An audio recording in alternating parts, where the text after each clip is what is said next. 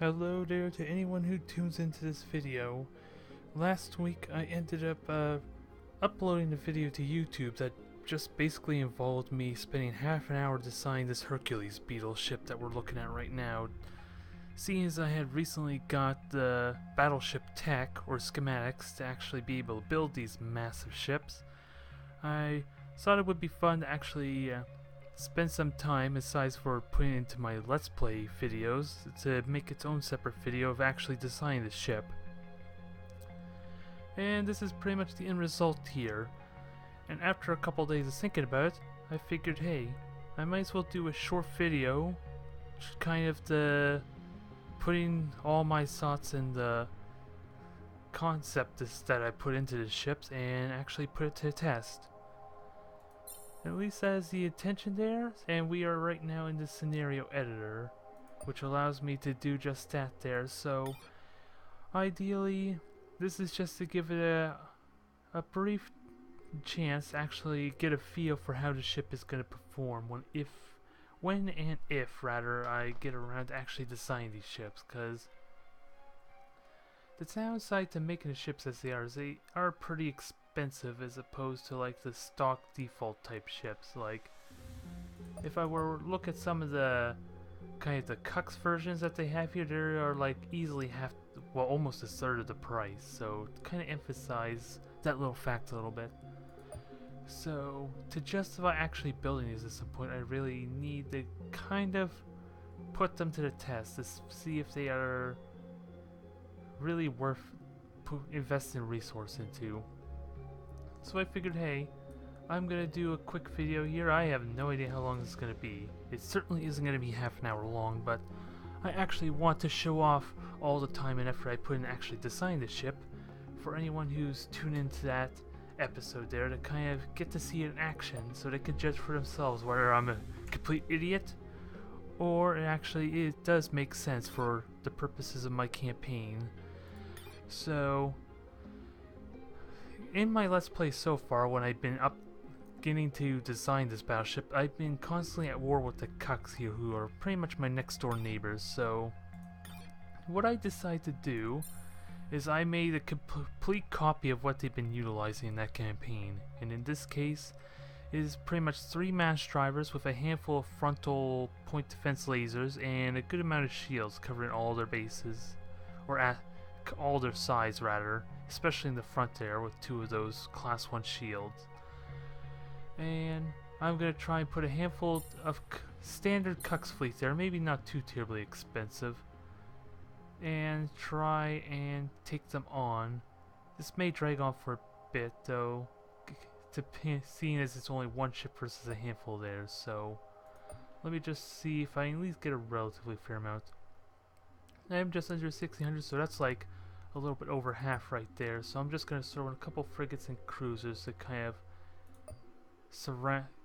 of equal it out a little bit. Although I don't really remember what the frigates and the cruisers were, so, or the corvettes. So this will just be randomly thrown in, just to kind of add some extra points. And then we get to see a thing in action quickly. Whether it succeeds or passes, we will know in a few moments. So I already gave you the layout. It is full pretty much of anti-matter cannons on the front, a couple of them on the side, and a lot of point defense weaponry. So we're gonna see this thing being put to use. I did put in slow motion though, so we can get it gives me a chance to explain the concept. Like, if anyone who hasn't watched my other videos, my Hornets, which are my cruisers, have all been close range fighters. So I did the same thing with this ship.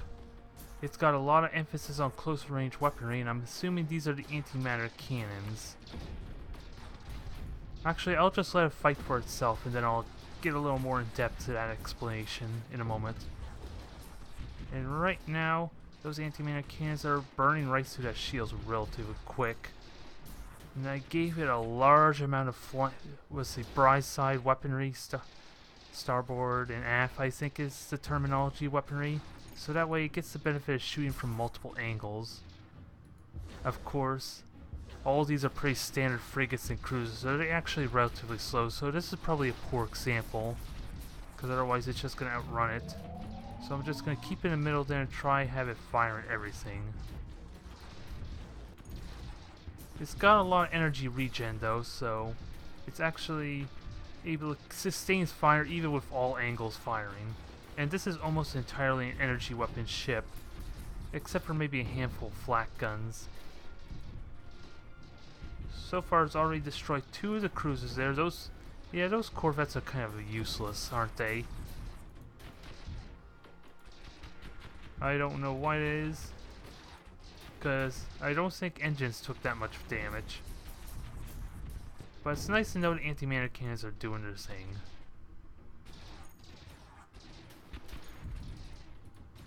So maybe that was a little bit too easy. Its shields are still holding though, which is kind of all relies entirely on its shield. So after this finishes up, I will quickly go into this a little bit more, my thought process. Oh, and it's actually out of ammo. That's something I hadn't really considered too much. So that's probably a downside of this sign right there. It couldn't even last against that entire battle. So we will go back into that, and I'll get a little bit more in the thought process, because it's kind of hard to explain, because I didn't quite think this through, did I now? Let's go to the shipyard again, and I'll show you what the original design that I was doing. Like, I custom made these Hornet ships here, which are basically a lot of broadside weaponry and a couple of point defense on the front. These are basically meant to be like an escort ship and close range fighter, with a lot of weaponry to kind of take out corvettes, fighters, and potentially do a lot of damage if the entire broadside can reliably hit cruisers or anything bigger. They have a respectable punch, at least at the time I had made them. Right now, I am kind of concerned that they probably are outdated, so I'm going to have to look into ways to update it, put some anti-matter cannons on, and probably strip the armor for more shields. Considering that are a little more potent, I find, as well as it helps emphasize its mobility a bit, as opposed to this plastic steel armor, which can make it pretty heavy. But that is what the inspiration was for my battleship here, because my soldiers that I have been making are essentially the same concept, only instead of broadside they are more frontal firing with the plastic steel. Relatively almost exactly what the original soldier that you start off with is capable of. Only just update shields and all that, so nothing too fancy there. And for like defense ships, I made the consorts, which are pretty generic.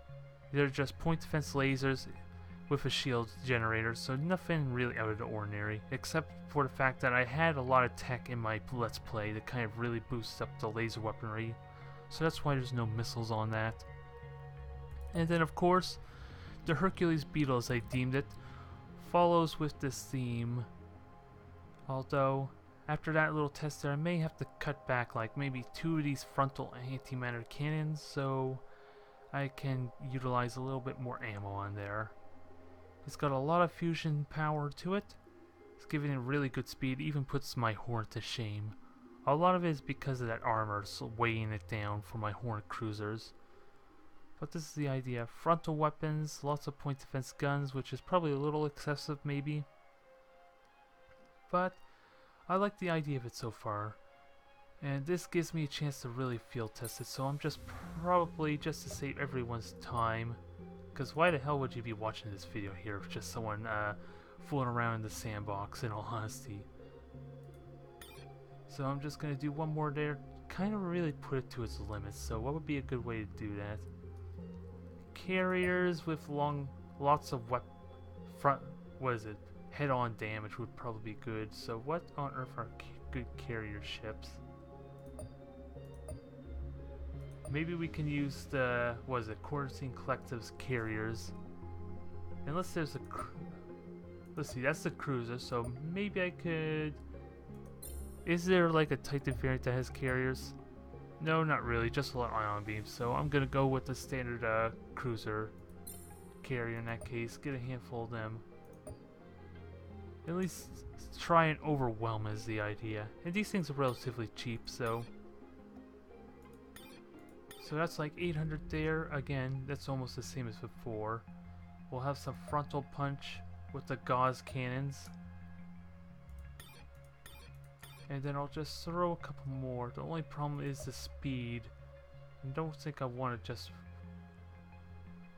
build up, because I don't think any of these are really upgraded to have good mobility to them to really reliably swarm the ship. So I may forsake these frigates altogether, because I didn't really plan this through very well, I think. Unless I could find some high-tech one that has good engines. Does not look like it. Just the Explorer, which of course does really nothing, so I'll stick with cruisers in that case. Get a good variety going. So, actually, let me just throw one of their own cruisers on there, or battleships, maybe to help even odds a little. If it drags on too long, then I'll just skip through most of the battle. But they should have a little bit more value than me. There's not like an easy calculator available to really find out though. Aside from the fact that I did use, yeah, it's a little bit over 3,500 almost, so it should be about right. They're a little bit more in their favor, so we'll give this another try and see how horribly this goes. Only this time I actually am going to put some effort into controlling this thing. So that's part of the inspiration why I went high mobility, is to kind of dodge these mass drivers. As you can see, they are kind of doing their damage, but I did manage to dodge the first salvo, so that's pretty good. I don't think anti-man cannons are going to do too much against fighters. And again, actually, I'm probably going to run out of ammo really fast. I didn't think about that again.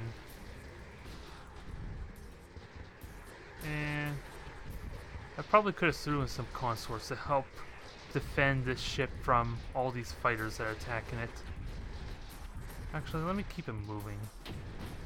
Oh, and it already took out the battleship. Jesus, that was fast.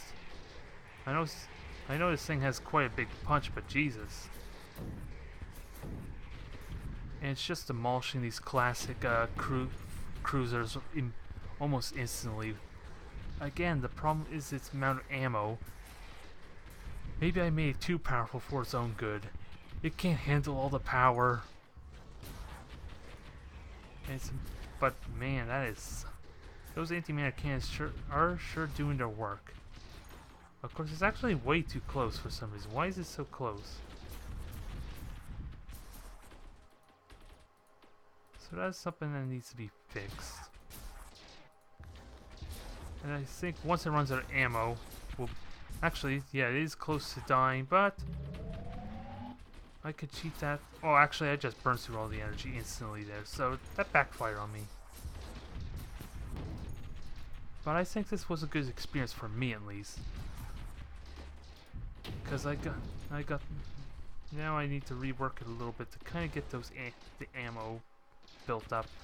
For most skirmishes, I don't, especially with actual fleet battles, I don't think it's going to last that long there.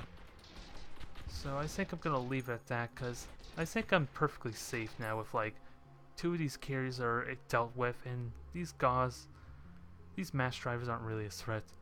If I was actually worried about this thing losing its shields and being destroyed, then I can actually just fly it away since it has such high mobility. So I'm actually going to leave it at that there. It has a lot of potential, I gotta say. Considering it's expensive as hell, it better well damn be. I just gotta readjust for that ammo problem, potentially. But I think otherwise, it should actually be pretty good. Considering it's gonna be with a fleet there, the battles are not gonna be that long where it has to reliably burn through all its ammo as quickly as it did. So I think that was a pretty successful test there, so maybe I can continue this on if it actually, with a little bit of reworking on the theme of this video. But thanks for tuning in, everyone.